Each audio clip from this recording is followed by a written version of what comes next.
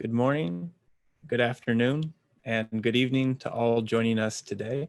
My name is Ryan Kennedy with GCNF, and I'd like to welcome all of you that have joined today's session, an address from Canada and our friends with the Breakfast Club of Canada joining us again this year at our virtual Global Child Nutrition Forum with an update on developments on school feeding in Canada since their time as hosts of the 2017 Global Child Nutrition Forum in Montreal. As a reminder to all participants and attendees, this session will be broadcast in English with simultaneous audio translation available in French. We'll be sharing one video that will be broadcast in French. And for those that would like to access the audio translation into English, we'd like to please remind everyone that there's an interpretation icon at the bottom of your Zoom screen that you can use to change your personal audio out channel. We thank all of you for joining us, and I would like to now hand the session over to Jackie Choquette with Crestview Strategies, our esteemed friend and a friend of the Breakfast Club of Canada, who will be our moderator and will introduce today's session along with our esteemed panelists. Over to you, Jackie. Thanks so much, Ryan. Welcome, everyone. I'm excited to be here, and I know we have a great agenda, so let's get to it. It is my pleasure to introduce the president and founder of the Breakfast Club of Canada, Daniel Germain. Daniel believes that every child should have an equal chance to enjoy a nutritious breakfast each day. Thanks to his passion and dedication, the Breakfast Club of Canada now serves over 250,000 breakfasts to children in over 1,800 schools across the country each and every day. Daniel, I turn it over to you for opening remarks. Yes, thank you very much. Listen, it's, as people know, I'm a very emotional person, but so much to remember. You know, first of all, I want to acknowledge Jean White, founder of the Global Child Nutrition Foundation, and of course, my mentor, Arlene Mitchell. You taught me so much in the last 15 years, Arlene, and Breakfast Club will not be exactly where it is without you. Thank you, everybody, for joining us. In Canada, today is Remembrance Day, a day to remember people who have worked tirelessly for our country. The last time we were in Montreal together, we worked with partners from across the country, and we made significant progress towards a national school food program. Since then, the City of Montreal has continued funding breakfast program. Kudos to the city and Mayor Plante for supporting Montreal students. We have also seen continued support and impressive result from the government of Quebec, for which I would like to thank Minister Roberge. In March 2019, the government of Canada signaled for the first time in their intent to evaluate the creation of a national school food program. They set our spirits soaring. Canadian children's needs were finally being prioritized. Sorry, I'm trying my best with my Franglish. Then the COVID-19 pandemic challenged all of us to find ways to reach children where they were because they were no longer in school. Hungry children could not wait. Lucky for us, we knew where they were.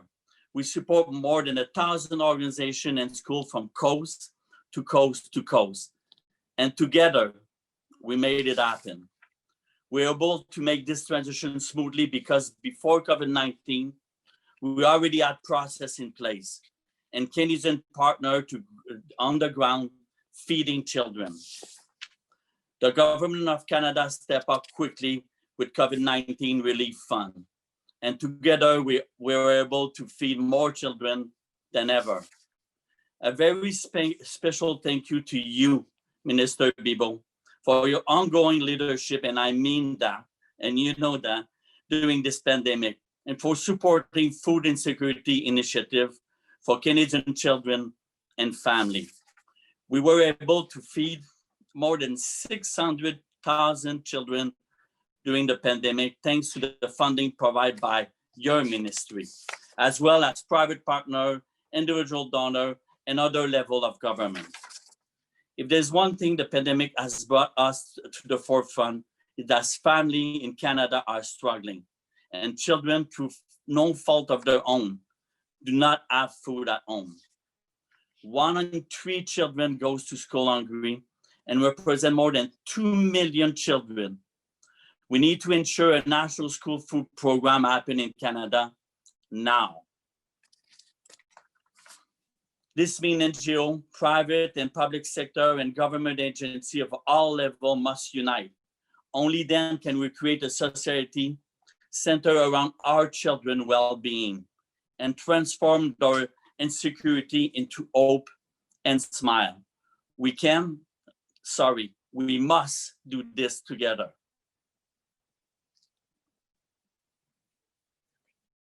Thank you very much. I will love to hear now our various partners coming to this session. Thank you, Daniel. It is now my distinct honor to welcome the Minister of Agriculture and Agri-Food, the Honourable Maria-Claude Bibeau. Minister Bibeau was first elected to office as the Member of Parliament for Compton-Stanstead in 2015. After previously serving as the Minister for la Francophonie and the Minister of International Development, Minister Bibeau was appointed the Minister of Agriculture and Agri-Food in March 2019. She is the first woman in Canadian history to serve as Minister of Agriculture and Agri-Food, where she works to ensure the well-being of farming families, the prosperity of rural Canada, and the protection of our environment. Minister Bibeau, I invite you to make your remarks. Thank you. Bonjour Daniel, c'est toujours un plaisir de pouvoir appuyer ton leadership et le Club des petits déjeuners du Canada.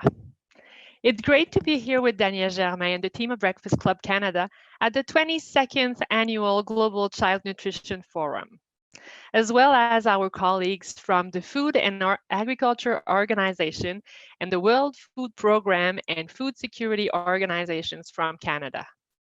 Together, we are united in a single cause, to make sure our children have enough healthy food on their plates. Our mission is especially critical now. Worldwide, conflict, climate change, and the COVID-19 pandemic are all threatening to increase global hunger. Here in Canada, an estimated 1 in 7 Canadians were having a hard time putting food on the table in the early days of the crisis, and that includes children. I want to thank all the heroes in Canada and around the world for working so hard to safeguard food security during the COVID crisis. And those heroes certainly include Daniel and the Breakfast Club of Canada team. Like Breakfast Club of Canada and other food aid organizations, governments around the world have had to pivot during the crisis. Il nous fallait livrer une aide d'urgence dans un temps record. C'était comme construire un avion en plein vol. Nous savions qu'il nous fallait cibler une aide rapidement et c'est pourquoi nous nous sommes tournés vers quelques partenaires qui possédaient le réseau et l'expertise, dont le Club des petits déjeuners du Canada. So we partner with your organization, along with food banks and local food organizations, to provide funding under our $200 million Emergency Food Security Fund. Across Canada, the first installment of $100 million has supported so far more than 3,000 local food organizations across Canada, including 6 million meals for 2 million Canadians from coast to coast to coast. The funding is also helping local organizations hire workers where volunteers are unavailable, and to buy personal protective equipment to help keep workers and clients safe. Our government's efforts to reduce hunger are not limited to our timely emergency response to the COVID-19 pandemic. We also launched a 5-year, $50 million local food infrastructure fund in 2019, which aims to reduce food insecurity by establishing and strengthening local food systems. This initiative is a key element of the first ever food policy for Canada, supporting our country in meeting its commitments under the United States Sustainable Development Goals, including to end hunger, promote good health, cut food waste, and encourage sustainable food systems. Our partners continue to deliver for Canadians in their time of need, and that includes Danielle and Breakfast Club of Canada. Since the pandemic began, you have provided healthy, nutritious food to almost 950 schools and organizations across Canada safely and quickly. That includes many Indigenous communities, which have been impacted by the crisis. And because so many schools were closed or limited, you found innovative ways to reach needed families, such as food coupons. Over the past 8 months, you have helped so many families in crisis. We have heard many heartwarming stories. In my home province of Quebec, our funding enabled the Breakfast Club of Canada to provide breakfasts so that our children could fully enjoy their summer camps this summer. In Canada, we are taking a much stronger focus on food security through our first ever national food policy. Our vision is that all people in Canada are able to access a sufficient amount of safe, nutritious, and culturally diverse food. I hope our experiences in Canada will be food for thought for everyone in your particular situation around the globe. Today in Canada, we are celebrating Remembrance Day, when we recall the sacrifices that our soldiers made to preserve our freedom and our way of life. This year, we also celebrate the 75th anniversary of the Food and Agriculture Organization, which started in Canada following the devastation of the Second World War. As the world faces a new global crisis of hunger, in the wake of a devastating pandemic, the global community renews our commitment to the United Nations Sustainable Development Goals number 2, Zero Hunger. And we take the theme for this year's World Food Day as an eloquent call to action. Grow, nourish, sustain, together. Our actions are our future. Je vous remercie de votre attention. Thank you, and I wish you well. Merci. Thank you so much, Minister Bibeau, for making time to be with us today. We all really appreciate it. It is now my honor to, thank you. It's now my honor to introduce the Honourable Jean-François Roberge, Minister of Education for the province of Quebec. Minister Roberge was first elected to the National Assembly in 2014, representing the electoral district of Chambly. He has served as the Minister of Education since October 2018. Minister Roberge is unable to join us in person, but he sent a virtual greeting for us to enjoy. I just want to make a note that the greeting is in French. So if you need the translation, please take a moment to turn it on now. Thank you.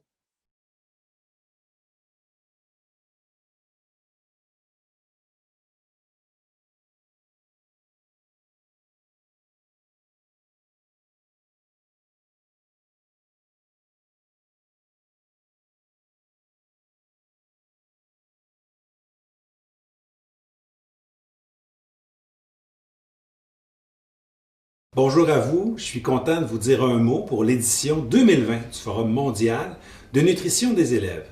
Un forum exceptionnel parce que ça vous permet de partager vos bonnes pratiques, vos bonnes idées et d'améliorer la distribution de denrées aux élèves. Et ce que vous faites, c'est tellement important. On le sait encore plus cette année, en ce moment particulier, en ce moment de pandémie. On l'a vu cet hiver et c'est au printemps dernier, quand nos écoles ont fermé et qu'on a constaté à quel point c'était difficile de rejoindre les familles, de rejoindre les jeunes et de s'assurer que nos enfants soient bien nourris avec des repas équilibrés, de s'assurer qu'ils aient à tout le moins un bon petit déjeuner. Cet automne, nos écoles sont ouvertes et heureusement, on peut compter sur nos réseaux au Québec pour rejoindre les jeunes et les familles. Mais on sait bien, ce sont des temps difficiles. Et c'est dans ces temps-là qu'on est si content d'avoir un filet social, d'avoir des partenaires qui nous aident à rejoindre les personnes. Au Québec, on a bien sûr la cantine, le club des petits déjeuners. On compte sur eux et on compte sur tous les autres partenaires au Québec et à travers le monde pour nourrir nos jeunes, notre enfance, pour aider la prochaine génération à prendre la place qui lui revient sur cette planète.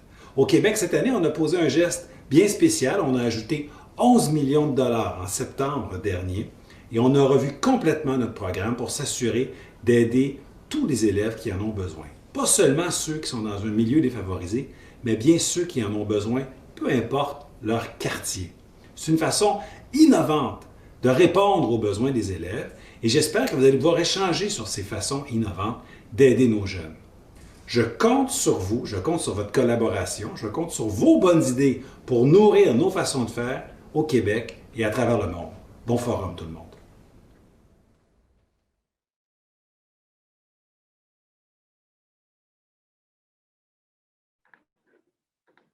A big thank you to Minister Roberge for sending that message today. It is now my pleasure to introduce the Executive Director of the Global Child Nutrition Network, Arlene Mitchell. Arlene has an extensive experience in food security, having a long history of working with leading global organizations dedicated to combating hunger. Arlene, I invite you to say a few words. Thank you. Honourable Minister Bibeau and distinguished guests, it's an honor and a pleasure to talk with you today. My admiration for the country of Canada is long-standing and deep. Canada has generously shared its talent, its food, and its financial resources with the rest of the world for many decades. I especially appreciate that the Government of Canada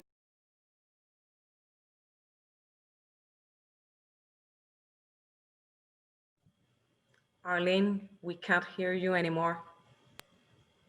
Sorry.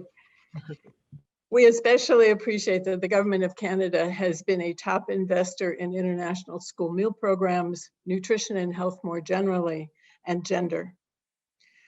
Most recently, we have followed and admired the Canadian response to COVID-19.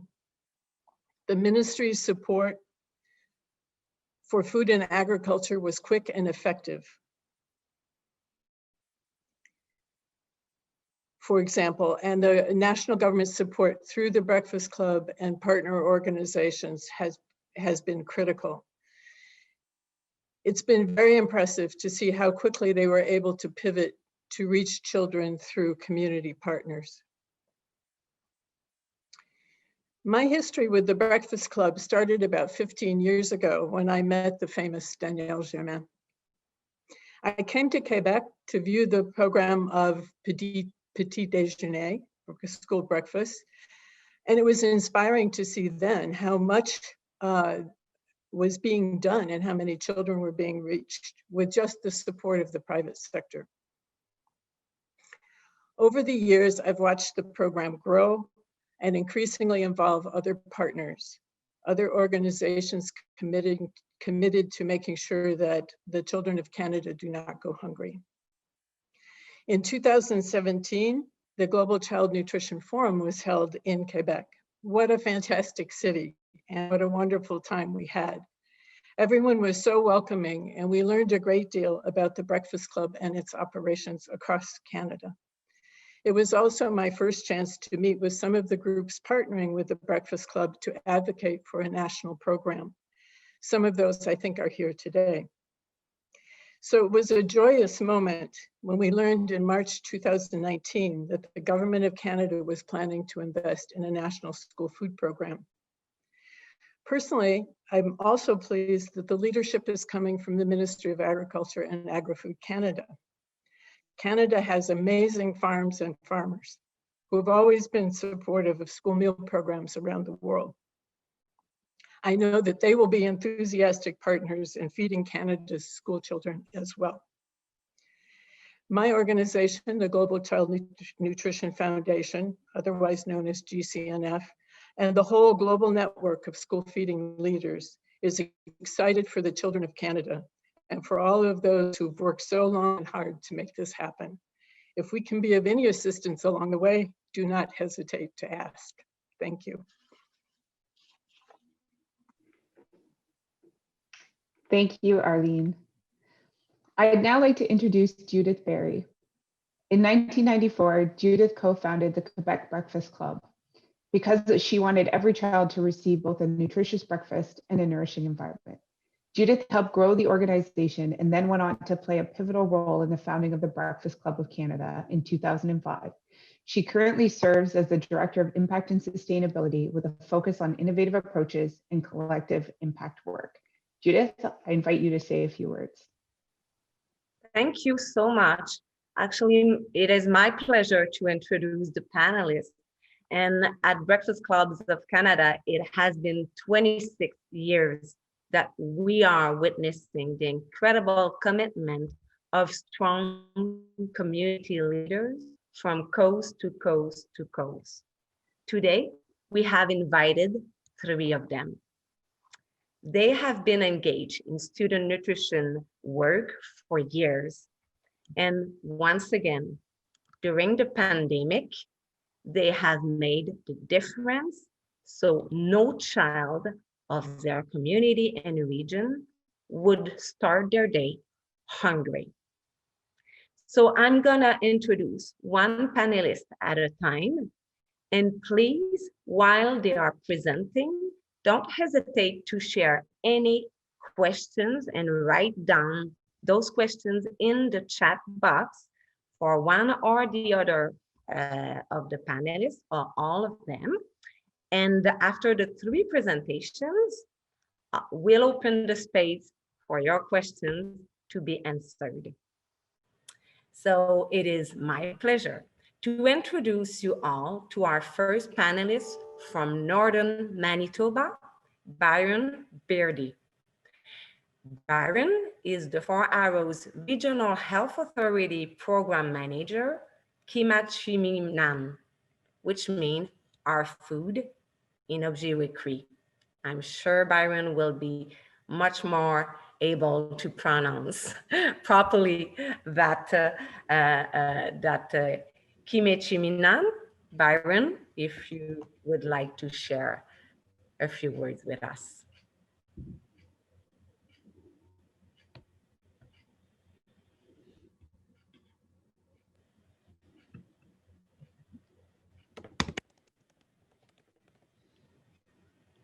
Hello, can you hear me? Somebody said, no, I can't hear anything. Yes, we can hear you. I cannot hear anything at all from anybody. All I see is faces. I lost it when to switch it over to Judith. After Judith, I heard nothing. So I'm just going to go ahead. I'm going blind. I see nothing. I hear nothing. So I will. We can hear you. Okay, good. Yes. I'll just go ahead and say thank you for the invite. Byron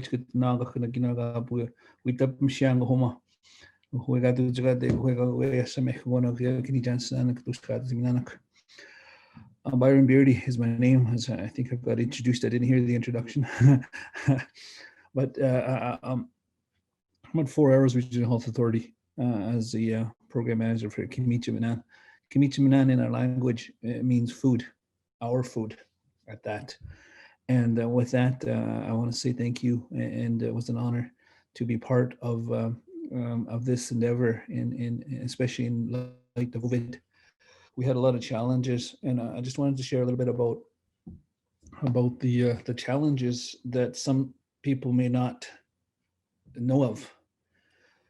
Particularly logistical challenges. Island Lake is Island Lake, 4 communities with Sagamak, St. Teresa, Point, Garden Hill, and Red Sector Lake are fly-in communities, remote, only accessible by winter road, if you will, by winter and air. Just because they're in the same vicinity, all of them are individually unique. One of them doesn't have an airport. One of them has their stores on an island, the airport's on an island. So logistical challenges at this very time when this was announced, we were on our spring thaw, thus providing some logistical challenges. I had a presentation, again, I don't know what's going on here. I wanted to share some photos of barge work, of flights, of choppers, helicopters, putting food into the homes of these the young children. So we delivered 500 good food boxes in that 1 week with the young children in mind, that all schools were closed. So we delivered from Winnipeg all the way to their doors.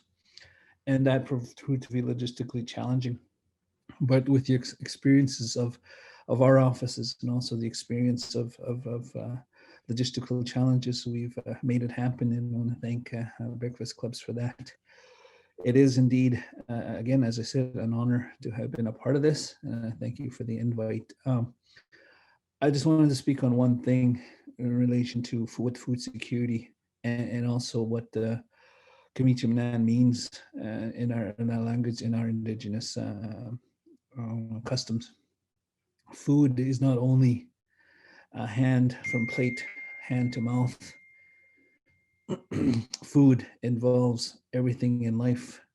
From when you're born, we have celebrations and we feast. When we pass on to the spirit world, again, as soon as you're put done 6 feet under or what have you, cremated, what have you, after that, we feast again. So anything in between that with food, that's how important food is. And it starts from when you start, when you are born until you are then put to rest. So with that in mind, we do not prepare for those things. What we prepare for is that giving the thanks of food. And also this food has to be, of course, nutritious and helps us. So with that in mind, we try to incorporate what kind of food it is. We didn't want to be a paternalistic, this is good for you, this is how, it's what they will eat at that time.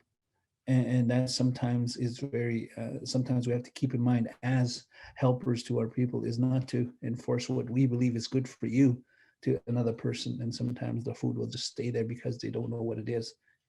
Typically, one example is kale. Well, kale is, I just come in, very, very nutritious and everything, but a lot of our people don't recognize what that is. So, so I wanted to share that a little bit. So again, unfortunately, I feel I'm blind. As soon as the introduction, it went blank and more challenging to me.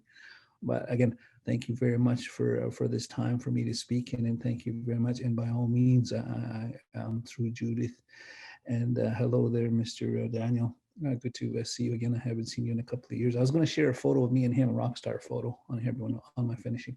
But with that, again, Kimeechiminan, I've miigwech for this time, which means I thank you. Oh. Miigwech. Okay. This is very, I hear nothing. Oh my. It's really too bad. Good afternoon. Here. I'm gonna write something. Later on, Byron. But thank you so much. I hope everyone was able to hear the words of Byron Beardy. That was. It's always impressive for me to acknowledge all the huge logistical issues and challenges that fly-in communities are able to encounter and face with some very innovative practices. So thank you, Byron, for this. It is now my pleasure to present you Celina Stoyles. Celina was born and raised in St. John's, Newfoundland. Since 2013, she has been the executive director of Kids Eat Smart Foundation, Newfoundland and Labrador. Their foundation has been for providing breakfast to children for over 25 years. Celina. Thank you, Judith. Can you hear me? Wonderful, wonderful. As Judith just shared, I'm Celina, and I'm the Executive Director of Kids Eat Smart Foundation, Newfoundland and Labrador. And for those who are joining the presentation that do not know where Newfoundland is, we're the most easterly point in North America, and our island is located in the Atlantic Ocean. So the only way to get here is if you come by plane or is if you come by a ferry from Nova Scotia. And I guess our foundation has been successful in providing a school feeding program for over the past 25 years. We're known as the Breakfast Clubs. And from the inception of our Kids Eat Smart Clubs, we've always believed that every school-age child who comes to school should have access to nutritious food at no cost to the child or their family. We serve over 31,000 meals every school day. And the number of students that are registered in our province right now is only 63,000. Last year, we served 5.3 million meals in our school year. And we are now in over 94% of all the schools in Newfoundland and Labrador. That's where we have our breakfast clubs, 260 breakfast clubs in Newfoundland and Labrador. But on March 16th, schools across the province, they closed their doors in response to the COVID-19 pandemic, leaving many children without access to food.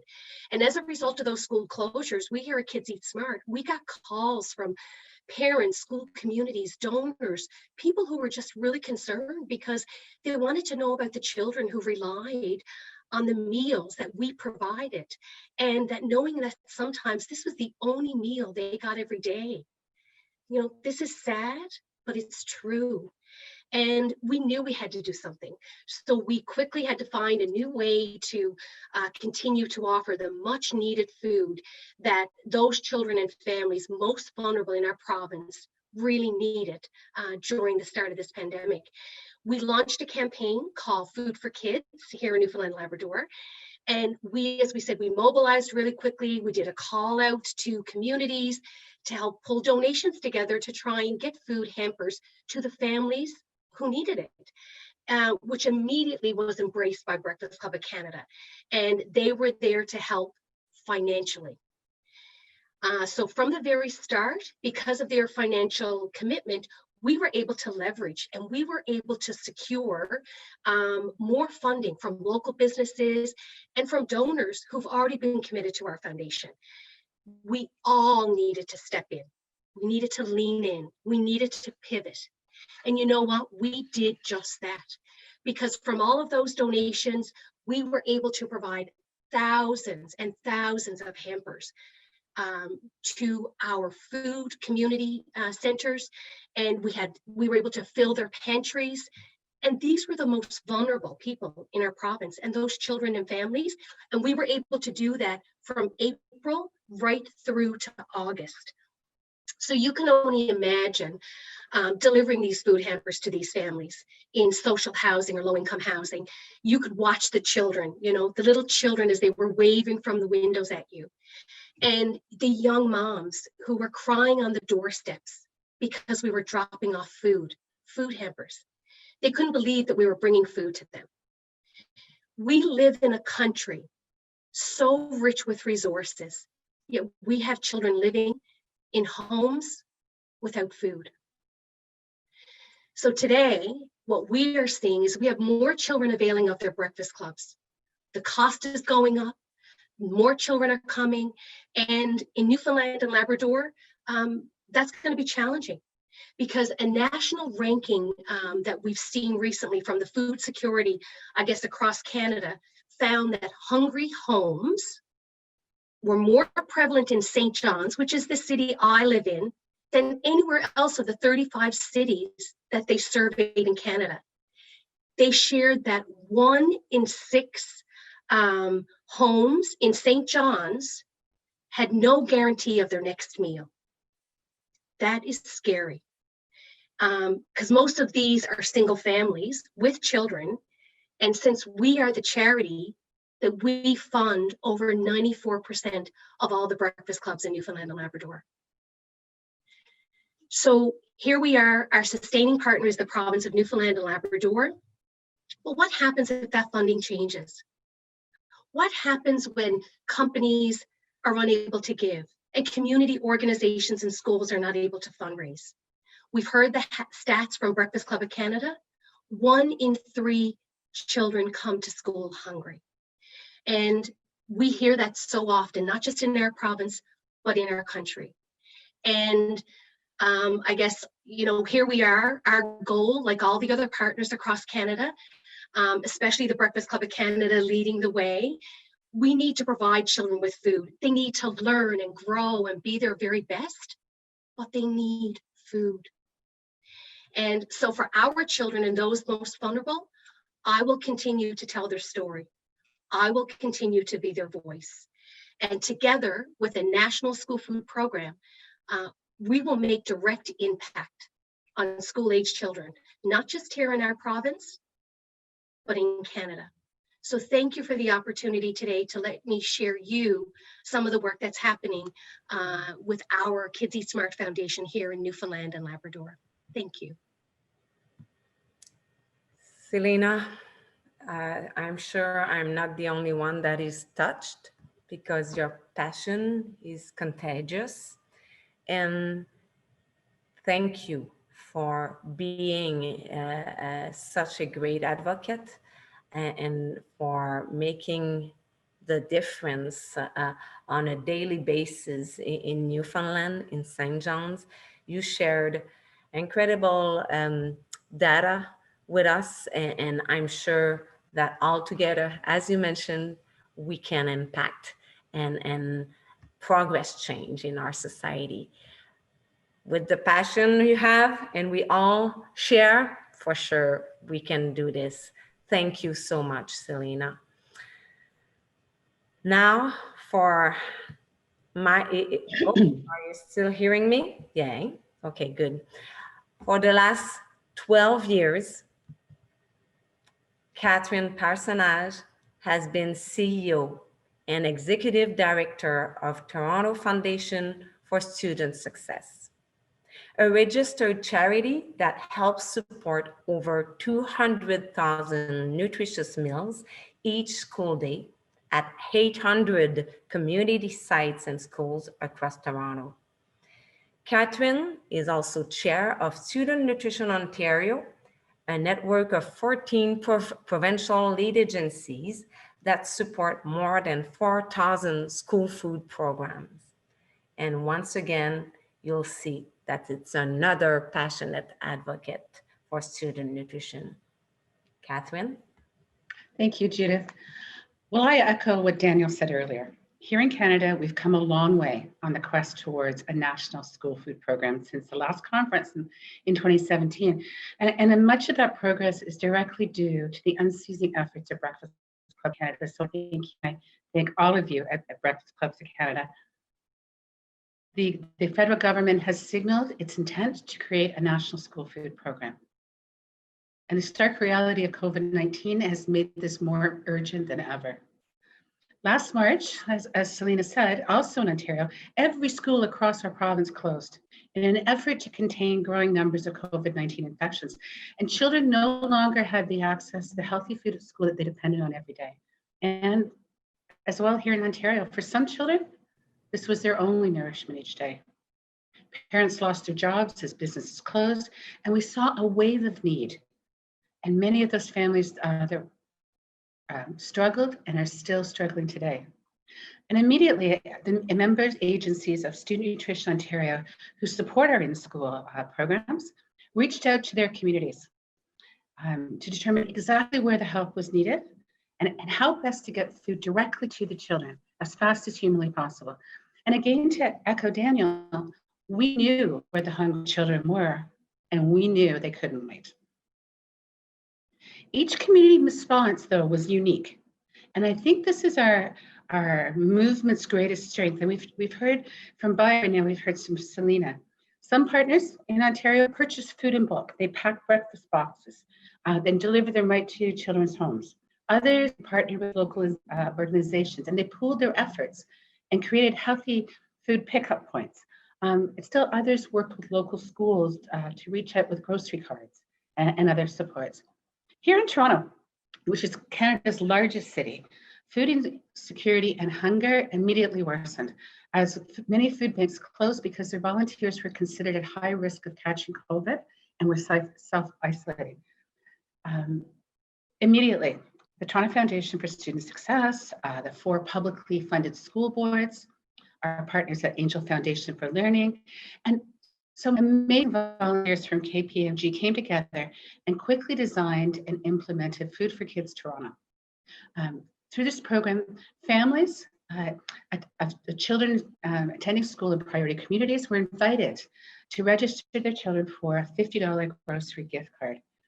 The cards were redeemable at all the local grocery stores, and they were the equivalent of a month of healthy breakfast.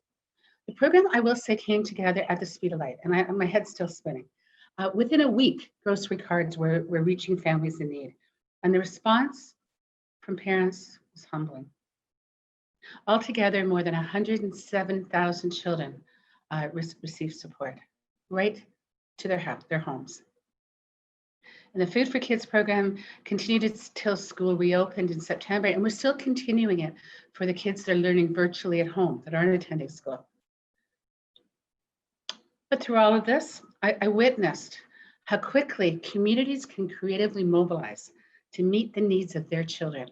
And I am so grateful that the Breakfast Clubs of Canada approach recognizes local communities understand local needs the best.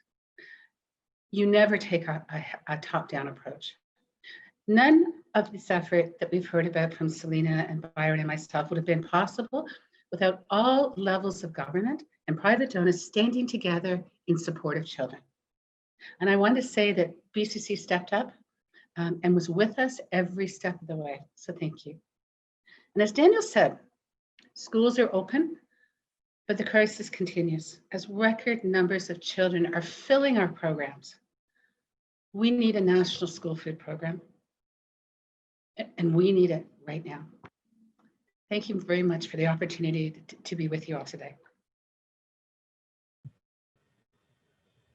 Thank you. Thank you so much, Catherine, for your words, for that clear impacts shared with us, and once again for your passion.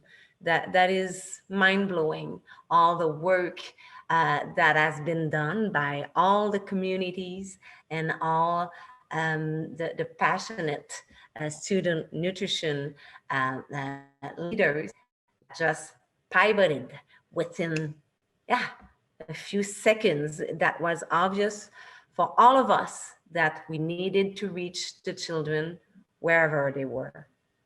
So that's amazing.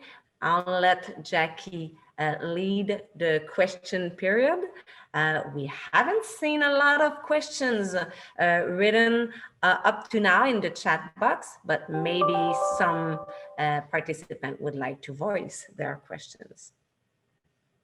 Thank you, Judith. So just a reminder to all the participants on the line, if you have a question, you can write it in the chat box. So at the bottom of your screen, you'll see a number of icons. There's a bubble, a chat bubble, you can write it there. Right beside, there's also a Q&A icon, and you can write it in there if that works better. We have one question that's come in from, the question is, for each panelist, what is your concern for your specific region if a nationalized program was put into place? So I guess what would the specific implications be for your region? Do we want to start with Celina, perhaps? Absolutely. Could you read the question again to me? My apologies, Jackie. Sure. The question is, what is your concern for your specific region if a nationalized program was put into place? I think it would not be a concern. We would, welcome it with open arms to have an opportunity for there to be a national school food program. I think what we are seeing is that in the face of adversity, the generosity of all levels of government across the country and organizations like Breakfast Club of Canada and even the federal government, that was able to continue to sustain what we're doing. But what's next? So we need a national school food program, and we do not see that as negative. We see that as every child coming to school having access to healthy food at no cost to families. Catherine, building on that, would you see in a national program, would there be any specific regional considerations, or do you think a national standardized program is the preferred option? I think, Jackie, you just said the word that would be a concern, a national standardized program. The vision that we have, and I would say thousands across our country have, is a national framework for a national program. But within that, what we all spoke to when we spoke earlier was the need to be able to customize it and individualize it in response to local community need. What the danger is sometimes in a program is it's standardized, but communities aren't like that. And regions across Canada are not homogeneous and our needs are different. So we would truly welcome a national school food program, all operating within perhaps a nutritional standard and a framework, a policy framework that allows us to meet the individual needs of our children. And I think COVID has shown us, shown you, shown the government, we're ready.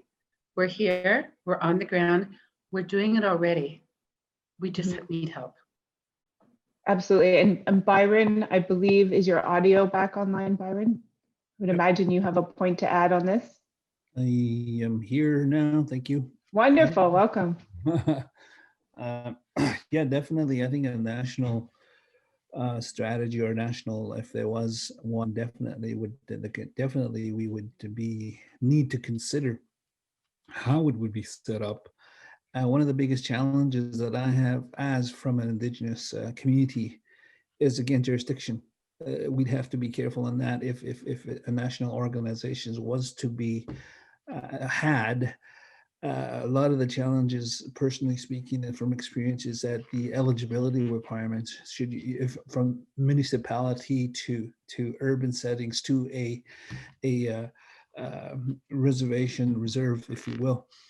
Mm-hmm. I've always seen that eligibility requirements is always an issue. If you're a jurisdiction of feds, if you're a jurisdiction of the province, and it has, so that's the biggest concern that I would have, is the eligibility requirements for this, and also the a lot of our communities are not under the charitable statuses, and I remember that when that happened.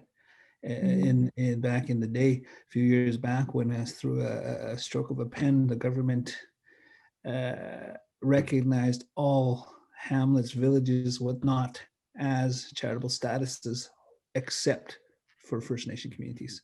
So that challenge right there, through the stroke of a pen, I remember that day quite clearly. And so that's what I would consider, and also, of course, the logistics. That's the biggest issue, is logistics. That's what, if we say X amount of dollars for this food, definitely by the time it gets there, maybe you're getting half of it. So I'd put those in there as considerations. But yeah, definitely I would welcome it with the of course these things to consider.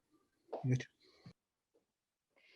On that note, someone has asked a question about the timeline. So the question is, what is the timeline for the federal program? And I think what they mean is if anyone has any insights into the status or how close the government may or may not be towards achieving this goal. Maybe I can go ahead with this question. First of all, I'm really impressed, and I'll have the privilege of closing the session, but with everybody. Byron, I remember you. I wish I could see the picture. Maybe I'm 15 pounds heavier, but what have you? You know, it's we got our COVID weights on. That's what I call that. Yeah. Listen, from the very beginning, this is not a one-man show or one organization show.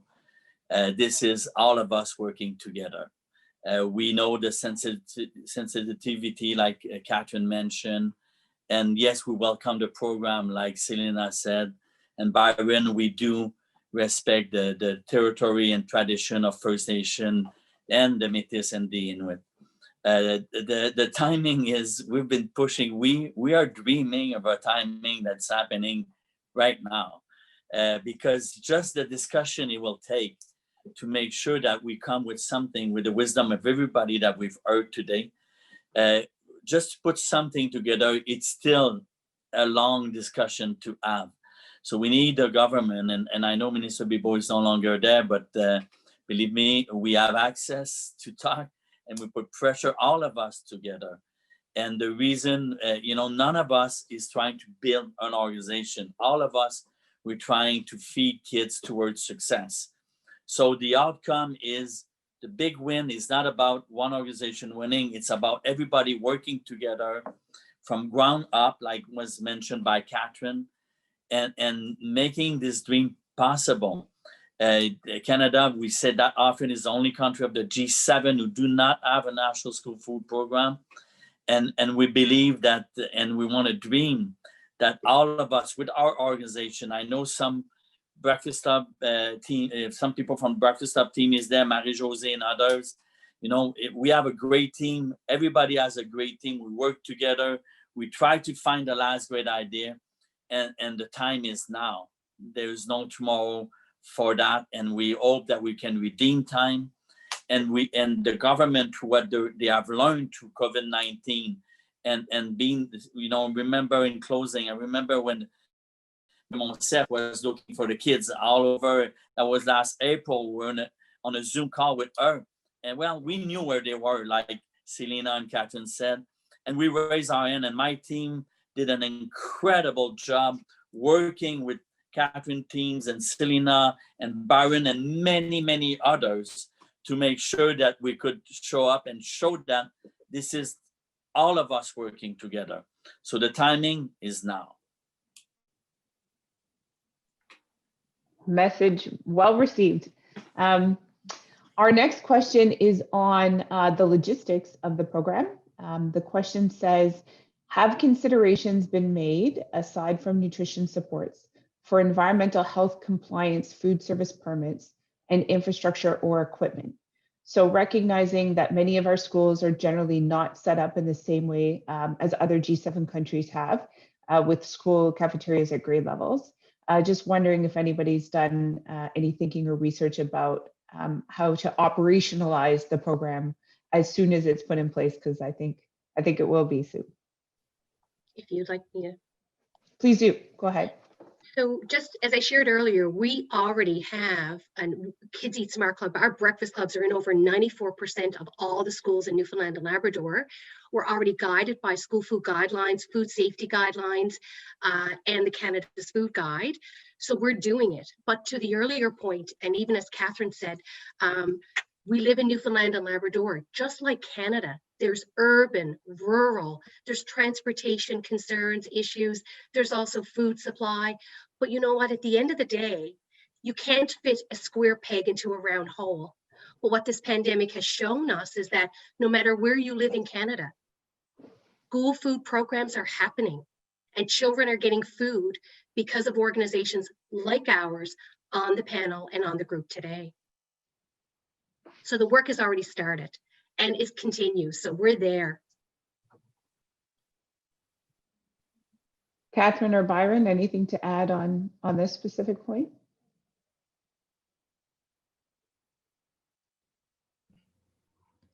Myself, I can speak. I think only from the ground level. That's it always goes back to logistics for me, because again, where our schools are under the breakfast clubs program, and yeah, again, it goes back to logistics all the time, but they are not formally set up as a cafeteria and all that, because again, they're always mixed up and always full house and all that. But I think if there was a national program that, and I'm hoping it is coming, and I think we need to have our communities that are part of the NNC, part of the Breakfast Clubs of Canada, definitely start a formal in-school breakfast club setup, and I think there's a good way here with the people that are here. I think we'll be able to do that. You got you. Catherine? I think there's no doubt that many of these programs were started with volunteers and grandmas and aunts and people working. And there's no doubt that there's a lot of equipment needed in schools right across Ontario and in community sites right across Ontario refrigerators, freezers, dishwashers, stoves. A national program has to incorporate equipment as well. We need to have some infrastructure. We cannot bake muffins at home and bring them in our cars for hundreds of children every day. So without a doubt, and naturally, equipment would be part of, I believe, and correct me if I'm wrong, Danielle, and has been part of any ask that we have made to date. No, I never caught you wrong so far in 12 years, Catherine. So. Thank you to our panelists. That was a wonderful discussion. I recognize that we have only a few minutes left. Before I turn things over to Danielle for final remarks, I will open it up to the panelists. If you have any parting words, last requests, or final things to say before we close up. I'll say, as we always say, you know what? Every breakfast counts. Every child counts. And every dollar we raise counts. But we need support. We need a national school food program, and we need it now. Thank you. And to follow on what Celina has just said, COVID's made it worse. There's more children in our programs. They're eating more. There's more need. There's more unemployment. We need a national school program, not next year, not the year later. We need it now. So go get us one. No pressure. No pressure. Yes, I will close off too myself with saying again, thank you very much for the invite. But I'll close off with yes, we always need. But one thing I want to remind you guys is that, hey, look at yourselves first. Make sure you guys are okay. We can't do anything without Judith. We can't do anything without Danielle, without Jackie. We have the same mind here. Everybody's got the same focus. It's for our children. But without you, then we have one less. So with that, I want to say that be careful, take care of ourselves, and we can. The body can survive without food, but we have to have that spiritual, and we have to have the water. But yes, we want all the time, but be careful what we wish for. When you have it, we don't know what to do with it. But again, I want to say thank you very much, and please stay safe, and we hope to see you guys face to face real soon. Thank you. Very, very wise advice. Daniel, I'll turn it over to you for final thought, closing remark. Thank you. What a privilege to be able to say the last word. First of all, s'il y a des francophones qui ont écouté la conférence, je veux les reconnaître. On a beaucoup d'amis en Afrique depuis qu'on a commencé à travailler avec les GCNF. Et je veux reconnaître, j'ai même le veston dans mon bureau du Niger encore. Donc, je veux reconnaître les gens qui sont avec nous de l'Afrique francophone ou de peu importe le pays francophone dans le monde. I want to acknowledge Maria-Claude Bibeau, Minister Maria-Claude Bibeau. I believe that she's a special minister. I keep telling her, sometimes she said, you exaggerate. I don't think I am. Thank you for her vision, for her passion and compassion. So I believe that she is one who is going to have a loud word in making this happen. Minister Roberge, thank you for your kind word, and thank you for supporting Breakfast Club in Quebec through this government and with the connection you've got with our team, with Marie-Claude Bienvenue and the whole team as well. Thank you so much for your support. Arlene Mitchell, wow. So much respect for you, Arlene. You special to me, and sorry for you all special, but she's done something. She's speaking to my life for the past 15 years, and she's been incredible in her wisdom, in her dedication. She shouldn't care that much about Canada getting a program, but guess what? She cares as much as we do. So thank you so much for your support, Arlene. thank you for fighting till the end for a school food program, you know, and I know that, you know, you want to see a program from all over the world rise up. And thank you for being Arlene Mitchell. You're a special woman, very special. Byron, wow, Byron, I hope you're still there. No matter where the program are, you're gonna get there. Helicopter, boats, plane, it's incredible. And your passion for your people is, I honor that. Know one thing, all the people here in Breakfast Club, the whole Breakfast Club team and program under Marie-Josée and Claudia, I forgot her name, Caroline. Marie-Josée and Caroline are passionate about where you are, what you're doing, and about First Nation, respecting First Nation. But we need a hero like you who is rising up and reaching kids wherever they are. And your word of wisdom at the end, like it was mentioned, kudos. I can tell that, you know, life is speaking to you, and thank you so much. Celina, wow, passion. She wrote a lot of what I said at the beginning, and I couldn't deliver the way she did yesterday when we spoke together, but my heart is there, and your passion is incredible, Celina. And the reason why we are hopeful, all of us, is because we've got Celina and Catherine and Byron in our team to make this National School Food Program happen. So please protect your passion from everything and keep rising up for the kids in Newfoundland and Canada.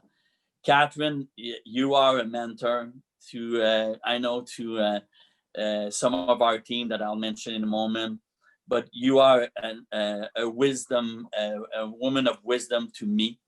You've been pushing me out of my comfort zone for the past 12 years and say, Daniel, you got to go with the team, because it's, like we said, it's not one person deal here.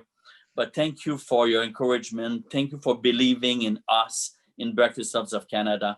Thank you for supporting. Thank you for protecting Breakfast Clubs of Canada and the children. And I want this to happen before you retired in 20 years. So we you know, hopefully very soon we can see this happen. Jackie, thank you for your great job. Wisdom, thank you for all the Crestview team for who you are. We've been working with your team, and it's been incredible. Thank you for Judith. Wow, Judith, I love you. You know, we've been together from the beginning. You've grown so much, and even your English, I think, has got better than mine. I know. You are incredible. I'm so thankful for life that we worked from day one till today. Jose, you are a great leader. You're one of the great leaders of Breakfast Clubs of Canada. You've been supporting, making the network, being in touch with everybody. It's so fun to work with you, and I'm driven by your passion and by your determination. And last but not least, Sophie Rose, thank you for being there. Thank you for doing a lot more than you should in your job. Like, she managed all of that, and sometimes I wonder how she does it.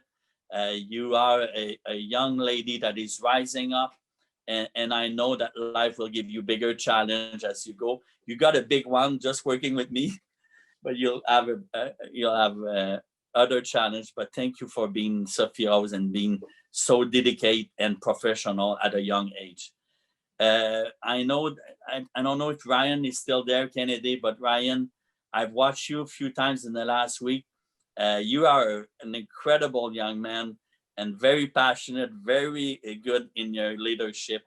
And to all of us, I see the discussion today. Let's dream of that day of seeing this National School Food Program a reality.